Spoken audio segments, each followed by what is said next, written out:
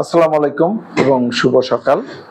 তোমরা যারা বাংলাদেশ সেনাবাহিনীর সেনা শিক্ষা করে জুনিয়র কমিশনড অফিসার বা ওয়ারেন্ট অফিসার পদে চাকরির জন্য ইতিমধ্যে আবেদন করেছ এবং যারা আবেদনের জন্য প্রক্রিয়াধীন আছো এবং মনস্থির করেছ যে আবেদন করবা, তাদের জন্য প্রাথমিক যে পরীক্ষাটি সেটি হলো মেডিকেল এবং ভাইবা।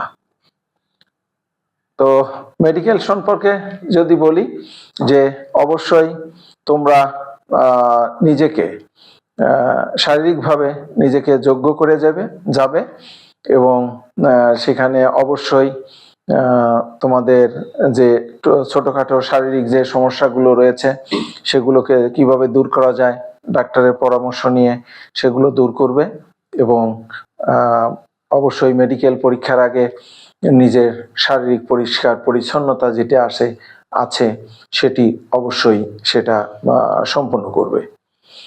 এরপরে যারা মেডিকেলি যারা ফিট হবে, অ্যাকচুয়ালি দে উইল পার্টিসিপেট বা জয়েন ইন ভাইভা সেশন। তো আমরা ভাইভা সেশন নিয়ে ছোট্ট একটু পরিসরে একটু কথা বলতে চাই যে ভাইভাটা কিভাবে সংগঠিত হয় বা ভাইভাতে কিভাবে একজন পরীক্ষার্থী হিসাবে তুমি কিভাবে অংশগ্রহণ করবে এবং কি কি বিষয়ের উপরে তোমরা লক্ষ্য রাখবে সেটা নিয়ে আমরা সংক্ষিপ্ত পরিসরে কিছু কথা বলতে চাই। প্রথমত আমি যদি বলি যে অভিজ্ঞতার আলোকে যদি বলি যে এটি বাংলাদেশ সেনাবাহিনীর এই সেনা শিক্ষা করে জেসিও হিসাবে বা জুনিয়র কমিশনড অফিসার হিসাবে তুমি যে সময় এই ভাইভাতে অংশগ্রহণ করবে, এটা অন্য আরেকটি সরকারি চাকরি বা অন্য কোনো একটা পেশার যে ভাইভা যেটা অনুষ্ঠিত হয় গতানুগতিক ওই রকম মানের নয়। এর মানে বা এর অর্থ এই নয় যে আমি অন্য বোর্ডকে অন্য চাকরির পরীক্ষাকে আন্ডারমাইন করছি বা আন্ডার এস্টিমেট করছি, বিষয়টা তা নয়। কারণ এখানে বাংলাদেশ সেনাবাহিনী বা সশস্ত্র বাহিনী এই ধরনের একজন কর্মকর্তা নিয়োগের জন্য যে পদ্ধতিতে তারা আগায় এবং যে পদ্ধতি বা টুলস প্রয়োগ করে তারা যে পছন্দসই ক্যান্ডিডেট বা উপযুক্ত ক্যান্ডিডেট তারা বের করে, এটা হয়তো অবশ্যই এটা এই বাংলাদেশ সেনাবাহিনীর এই সার্ভিস দেওয়ার জন্য তারা যে উপায়ে প্রার্থী নির্বাচন করে এটা অবশ্যই মানসম্মত, যোগ্য এবং আমি বলবো একটি বিজ্ঞান ভিত্তিক পদ্ধতি বলা যেতে পারে। তো এখন কথা হলো যে একজন পরীক্ষার্থী হিসাবে তুমি যে সময় এই ভাইভাতে অংশগ্রহণ করবে কোন কোন বিষয়ের উপরে তুমি লক্ষ্য রাখবে এবং কোন কোন বিষয়ের উপরে নিজেকে প্রস্তুত করবে। একটি কথা বলতে পারি, আমরা যে সময় এরকম ভাইভা কন্ডাক্ট করি বা অফিসাররা যে সময় একটা বোর্ড অফ অফিসার মিনিমাম 3 বা 4 জন অফিসার মিলে যে সময় এটা বোর্ড গঠন করে, তারা যে সময় এই পরীক্ষাটা পরিচালনা করে সে সময় অবশ্যই একজন ক্যান্ডিডেট অনুমতি সাপেক্ষে যখন এই ভাইভা বোর্ডের সামনে উপস্থিত হয়, প্রথম যে উপস্থিত হওয়ার যে সময় সে গেট দিয়ে বা দরজা দিয়ে ভাইভা বোর্ডে প্রবেশ করে ক্ষণিকের জন্য হলেও তার আসন গ্রহণ করার পূর্বে একটু সময় দাঁড়ায় এবং বোর্ড এই সময়টি 5 বা 10 সেকেন্ড হতে পারে বা তার কম সময় হতে পারে। এই 5 বা 10 সেকেন্ড সময়ের ভিতরে যে সময় ক্যান্ডিডেটটা পরীক্ষার্থীকে দেখে, আমার মনে হয় বোর্ড তারা এত বিচক্ষণ এবং এত ট্রেন্ড যেন এই বোর্ড কিন্তু ইনিশিয়ালি একটা সিদ্ধান্তে উপনীত হয় যে এই ক্যান্ডিডেটটা যোগ্য কি অযোগ্য, একটা প্রাথমিক একটা ধারণা নিয়েই তারা এই পরীক্ষার্থীকে বা সাক্ষাৎ প্রার্থীকে চেয়ারে বসার অনুমতি দেয় এবং পরবর্তীতে ইনডেপথ তারা কিছু কোশ্চেন করে। সো আরেকটা বিষয় হলো যে বলবো যে কোনো পরীক্ষার্থী যদি মনে করে যে আমাকে 10টা কোশ্চেন করছে, আমি 10টার 10টাই উত্তর দিয়েছি বা 9টা দিয়েছি, 8টা দিয়েছি, আমি অবশ্যই এই জায়গায় একজন যোগ্য প্রার্থী, অবশ্যই সে যোগ্য প্রার্থী, সিলেকশন ওই জায়গায় সিলেকশন পাওয়ার সম্ভাবনা অবশ্যই থাকে, কিন্তু নিশ্চিতভাবে সে যোগ্য হিসাবে সিলেকশন পাওয়ার দাবি রাখে না, এটা আবার বলা যায়। আবার অনেক প্রার্থী দেখা গেছে যে সে 10টা প্রশ্নের ভিতরে সে 7টা, 8টা, 5টা, ইভেন কেউ 4টি প্রশ্নের উত্তর দিয়েও কিন্তু সে টিকে গেছে। এখন সেটা কেমন? ওই যে আমরা প্রথম যে কথাটা বললাম যে একটা ফার্স্ট ইমপ্রেশনের বিষয় আছে, সে কি ধরনের পোশাক পরিচ্ছদ নিয়ে ওখানে এসছে, কি ধরনের তার চলাচল, এই যে এই জিনিসগুলো প্রথমে যখন সে এই রুমে প্রবেশ করছে অবশ্যই একটা ধারণা দিয়েছে এবং সেই ধারণাটা প্রকাশ পেয়েছে তার, সে কিন্তু কোনো কথা বলে নাই, কিন্তু তার বডি ল্যাঙ্গুয়েজের মাধ্যমে সে সবকিছু প্রকাশ করে দিয়েছে। এই বডি ল্যাঙ্গুয়েজ একটি ফ্যাক্টর। বডি ল্যাঙ্গুয়েজের মাধ্যমে মানুষ যে এক্সপ্রেশন দিতে পারে, হাজারো কথা বলে, লক্ষ কথা বলে, সেই এক্সপ্রেশন কোনো গ্রুপ বা দল বা বোর্ডকে সে দিতে পারে না। সুতরাং তোমরা যারা পরীক্ষা দিতে যাবে অবশ্যই তোমাদের এই বডি ল্যাঙ্গুয়েজের বিষয়টি অবশ্যই মাথায় রাখতে হবে। তো তোমরা যে সময় পরীক্ষাতে বসে গেলে তোমাকে অনেকগুলো প্রশ্ন জিজ্ঞাসা করবে, এই প্রশ্ন যে সময় তোমাকে জিজ্ঞাসা করবে, তোমাকে যদি গতানুগতিক প্রশ্নের মতো উত্তর দাও তাহলে কিন্তু হবে না। এখানে কতগুলো বিষয়কে তোমার মাথায় রেখে প্রশ্নের উত্তর দিতে হবে।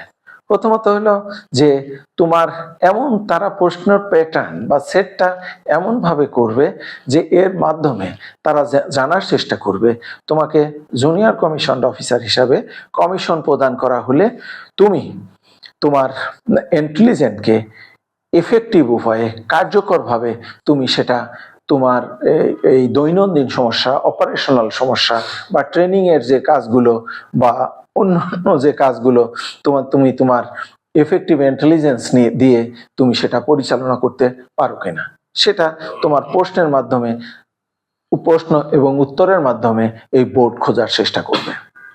দেন তোমাকে অবশ্যই যে কথাগুলো বলবা টু দি পয়েন্টে কথা বলতে হবে ইন্টারভিউ বোর্ডের সামনে। এখানে অতিরিক্ত কথা, হাজার কথা বলার দরকার নাই। তোমাকে যে কথাগুলো তুমি বলবা অবশ্যই তোমাকে লজিক্যালি কথা বলতে হবে। লজিক দিয়ে যদি তুমি কথা বলো, কম কথা বলে তুমি ইনফরমেশন দিয়ে কথা বলো, তুমি তোমার কথা বলার সময় অবশ্যই লোকালিটিকে, তুমি আঞ্চলিকতাকে তুমি পরিহার করবে।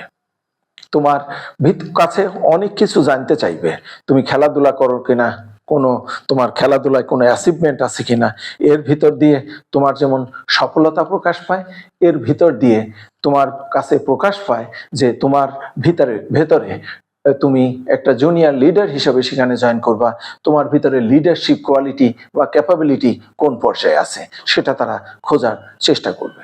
তারা চেষ্টা করবে, দেখার চেষ্টা করবে এর মাধ্যমে যে তুমি যে দল বা গ্রুপকে নিয়ে তুমি ওখানে চলতে পারবা কিনা, তোমার ভিতরে অর্গানাইজিং ক্যাপাসিটি বা কোয়ালিটিটা কিরকম আছে সেটা তারা বোঝার চেষ্টা করবে।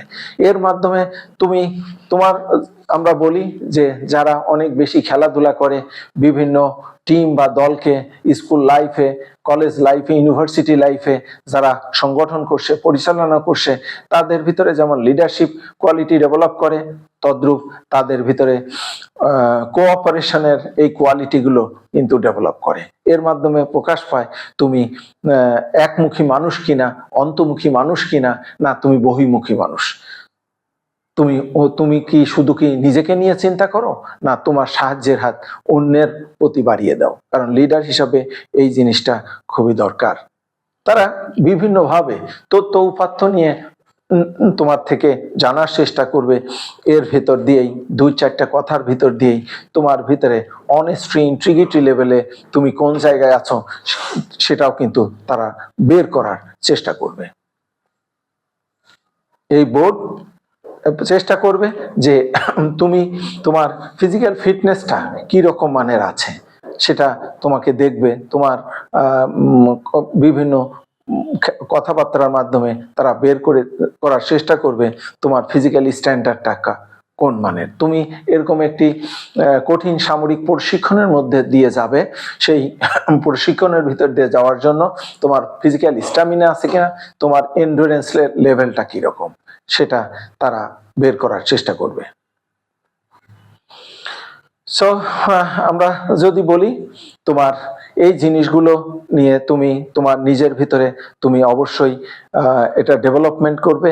ডেভেলপমেন্ট যদি তুমি করতে পারো অবশ্যই সেই জায়গায় তুমি ভালো করতে পারো। আর সর্বোপরি তুমি একজন মানুষ হিসাবে একটা ইয়াং একটা গোষ্ঠীর প্রতিনিধি হিসাবে একজন, তোমাকে যদি কর্মকর্তা হিসাবে সেখানে নিয়োগ দেয়া যায়, তুমি তোমার দলকে সৃজনশীল উপায়ে পরিচালনা করতে পারো কিনা, নতুন নতুন আইডিয়া দিয়ে তুমি সংগঠনকে প্রতিষ্ঠানকে তুমি এনরিচ করতে পারো কিনা, তুমি কনস্ট্রাকটিভ ওয়েতে নিজেকে চিন্তা করতে পারো কিনা, তুমি কতটুকু নেগেটিভ চিন্তা ভাবনা থেকে নিজেকে দূরে রাখতে পারো, তুমি কোন দল বা অধীনস্থদের তুমি মতামত গ্রহণের ক্ষেত্রে তুমি কতটুকু অ্যালাউ করো, এই জিনিসগুলো তারা দেখার চেষ্টা করবে। তো বন্ধুরা, তোমরা এই কথাগুলো বললাম, তোমরা তোমাদের নিজেকে এই কথাগুলোর উপরে যদি মানসিকভাবে এটা প্রস্তুতি দাও। আর আরেকটা বিষয় যে সেটি হলো এই মৌখিক পরীক্ষায়, বেসিক্যালি মৌখিক পরীক্ষাটা বেশিরভাগ ক্ষেত্রে তোমার কিন্তু ইংরেজিতে এটা জিজ্ঞাসা করা হবে, সুতরাং তোমার ইংরেজির প্রতি একটা দখল তো থাকতেই হবে। মনে করতে হতে পারে আমাদের মাতৃভাষা বাংলা, আমরা কেন এত ইংরেজির উপর গুরুত্ব দেই। অবশ্যই বন্ধুরা ইংরেজির উপর গুরুত্ব দিতে হবে, কারণ বাংলাদেশ সেনাবাহিনী শুধু বাংলাদেশ বা আমাদের এই দেশের গর্ব না, এই দেশের সম্পদ না। আমাদের এই বাংলাদেশ সেনাবাহিনী আন্তর্জাতিক পরিমণ্ডলে বিভিন্ন ক্রাইসিস মোকাবেলায় সহ বিভিন্ন সংগঠন দপ্তরে তারা বিভিন্ন পর্যায়ে চাকরি করে, বিভিন্ন পর্যায়ে সেবা করে। তো সেক্ষেত্রে আমরা আমাদের কর্মকর্তাদেরকে ইংরেজিতে যথেষ্ট পরিমাণে পারদর্শী হতে হয়, যেন তারা দেশ এবং জাতিকে আন্তর্জাতিক পরিমণ্ডলে তারা প্রতিনিধিত্ব করতে পারে। তো তোমরা নিজে থেকে এভাবে প্রস্তুত করো, ইনশাল্লাহ তোমরা অবশ্যই সফল হবে এবং কাঙ্ক্ষিত লক্ষ্যে যেতে পারবে। আরো বিস্তারিত জানার জন্য আমাদের টিআরটি এক্সেলেন্স, তোমাদের টিআরটি এক্সেলেন্সের দরজা সবসময় তোমাদের খোলা রয়েছে। তোমরা যে কোনো সময় আমাদেরকে নক করতে পারো, আমরা তোমাদেরকে সাহায্য করার জন্য প্রস্তুত আছি, পরামর্শ দেওয়ার জন্য প্রস্তুত আছি। এখানে আমাদের অনেক স্ট্রাকচার্ড এক্সপিরিয়েন্সড ইনস্ট্রাক্টর আছে, অনেক লার্নেড ইনস্ট্রাক্টর আছে, তাদের দ্বারা আমরা অফলাইন এবং অনলাইনে আমরা ক্লাস পরিচালনা করব। তোমরা আমাদের ক্লাসে জয়েন করো। এর বাইরেও কেউ যদি মনে করো যে আমাদের থেকে কিছু কাউন্সিলিং বা অ্যাডভাইস তোমরা নিতে চাও, অবশ্যই আমাদের সাথে কথা বলতে পারো। আমরা চাই যে আমাদের টিআরটি এক্সেলেন্স দক্ষ জনশক্তি গঠনে যে ভূমিকা, এই ভূমিকা সবসময় অব্যাহত রাখবে এবং এটা সবার জন্য আমরা আমাদের দ্বার সবসময় উন্মুক্ত রাখবো। সকলকে অনেক অনেক ধন্যবাদ।